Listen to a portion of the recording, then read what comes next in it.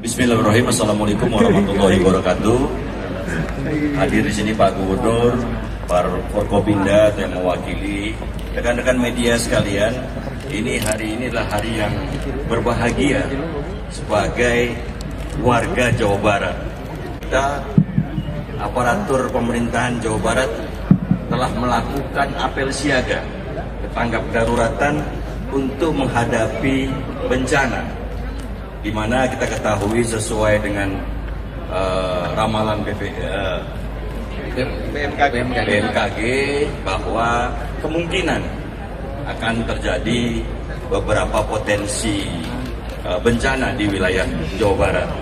Ini saya berterima kasih sekali Pak Gubernur, bukan hanya memberikan penguatan, tapi sepanjang dari tadi pagi itu ide-ide brilian beliau untuk melindungi masyarakat Jawa Barat ini luar biasa.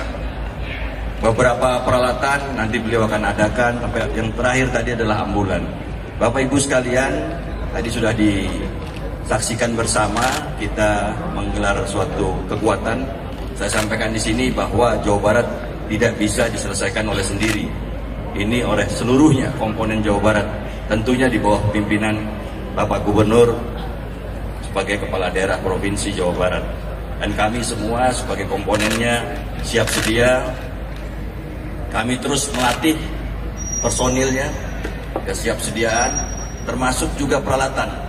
Ini berdasarkan data di Jawa Barat, terakhir ini sudah 25 kejadian pada bulan November, dan dari bulan Januari ada 1.500-an bencana yang terjadi. Nah, ini oleh sebab itu kita perlu serius, dan terlihat dari beberapa kebijakan Bapak Gubernur dan kesiapan semua teman-teman di Jawa Barat ini siap untuk menyelamatkan, menolong warga yang apabila terjadi bencana terkena dampaknya. Tadi sudah dilihat dari kita sudah warning, kita sudah siap, sampai terakhir tadi adalah pasca bencana kita lakukan trauma healing supaya masyarakat tetap psikologisnya itu terjaga. Itu saja mungkin saya sampaikan, nanti mungkin dari Pak Gubernur yang lain. Ya, terima kasih ya Pak Kapolda yang hari ini jajaran Polri menginisiasi kesiapsiagaan kita dalam menyelesaikan, menangani berbagai problem bencana di seluruh Indonesia. Dan Pak Kapolda tentunya wilayahnya adalah Provinsi Jawa Barat. Dan kita bisa melihat dari rangkaian tadi, ada beberapa yang sudah dimiliki oleh kita, ada beberapa yang belum dimiliki. Dengan rangkaian yang dilaksanakan kesiapsiagaan dalam bentuk apel, akhirnya kita bisa memahami kekurangan-kekurangannya. Saya sampaikan tadi kekurangannya misalnya pada daerah yang terjadi bencana, jalan biasanya hancur, infrastruktur hancur, dan di situ selalu pengalaman saya kesulitan transportasi. Pakai apa? Biasanya waktu itu di Sukabumi saya berinisiatif ngumpulin off-roader untuk segera bisa menuju lokasi yang paling terangkut. Nah, nanti itu saya sudah minta misalnya Dinas Kesehatan sudah siapin dong mobil ambulan dengan kelengkapan medikalnya yang itu memiliki kualifikasi off-roader yang bisa turun naik ke daerah-daerah curam. Yang kedua, di daerah perairan kita belum memiliki rumah sakit terapung, dan saya sudah minta siapkan rumah sakit terapung, siapkan untuk wilayah utara dan wilayah selatan. Ya, tahap pertama bisa 4 rumah sakit terapung, 4 mobil perahu ambulan. Kemudian yang berikutnya adalah kelengkapan lainnya. Motor sudah saya lihat siap, mobil yang lainnya sudah siap, tinggal kemampuan logistik, pembiayaan yang harus siap. Jadi karena pembiayaan harus siap, Pemda Provinsi Jawa Barat juga harus menyiapkan uang, biaya yang harus tersedia sebagai bagian dari tanggap darurat. Karena kalau bencana itu nggak pernah pilih kalender. Misalnya saya pilih nanti di akhir Desember, kan nggak bisa, atau awal Januari, kan nggak bisa. Kita siap. Kemudian yang berikutnya adalah konektivitas gerakan. Maka tadi saran Pak Kapolda, saya sepakat banget, di Gedung Sate ini dibuat ruangan sebagai call center. Kemudian seluruh komponen baik dari TNI, Polri, Basarnas, Dinas Kesehatan, BMKG, kemudian siap di sini. Layarnya terpampang, apa yang harus digerakkan, seluruh mobil-mobilnya di sini. Dan kemudian juga kami akan menyiapkan seluruh komponen jaringan kesiapsiagaan di 5 kantor gubernur wilayah.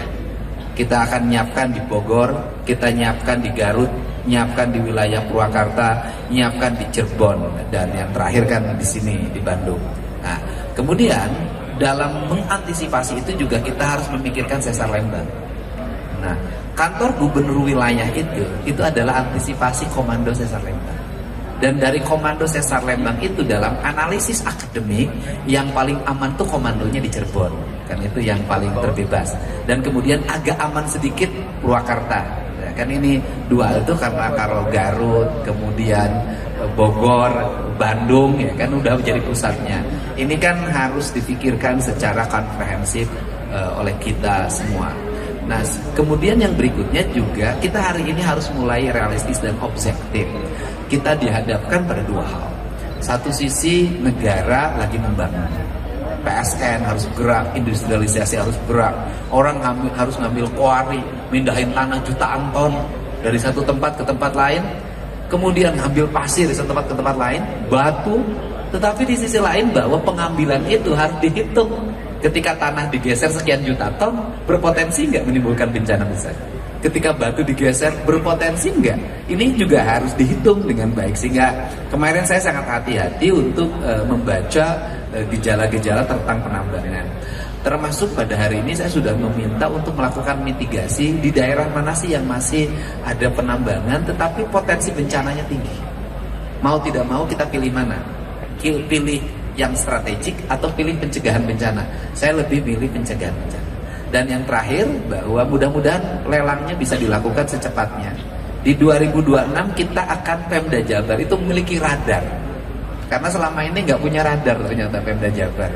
Nah, kita akan memiliki radar dibiayai oleh Pemprov Jabar dan tim teknisnya dari BMKG, sehingga Jabar memiliki kelengkapan dalam membaca seluruh fenomena situasi, dan semua ini berasal dari anggaran pemerintah Provinsi Jawa Barat yang kita melakukan realokasi dengan tepat, belanja dengan tepat, penghitungan dengan tepat, walaupun ada pemotongannya juga tepat saya lihat.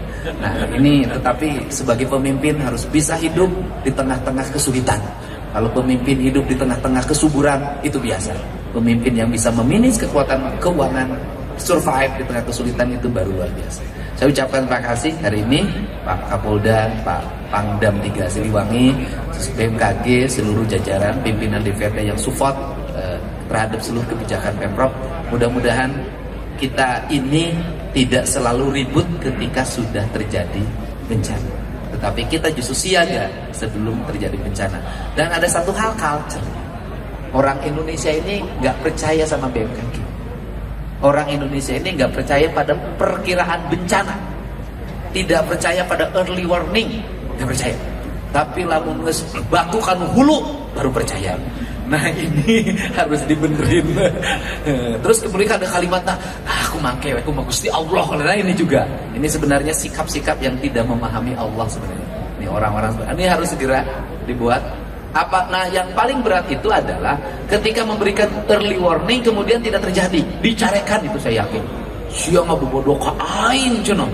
Nah, ini juga hal-hal yang harus culture kita dipahami ya. Kita ini sudah terjadi bencana pun disuruh pindah nggak mau. Kita tahu di Jawa Barat orang sudah jauh di sini, relokasi nggak mau, kajenting paeh di sini. Ini juga culture yang harus segera dibenahi. Mudah-mudahan ini segera tertangani. Kita punya komponen darat, laut, udara, dan kepolisian. Mudah-mudahan menjadi jalan bagi penyelesaian berbagai problem. Ada yang dipertanyakan ke Pak Kapolda, dipersilahkan. Nah, enggak.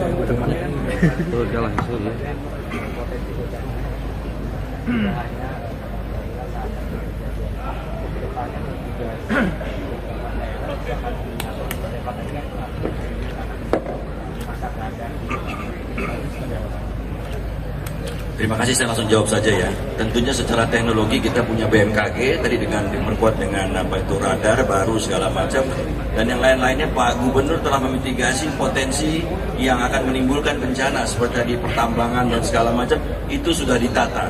Kita lebih milih untuk penataan penyelamatan masyarakat daripada tadi yang Pak Gubernur sampaikan untuk pembangunan yang lainnya.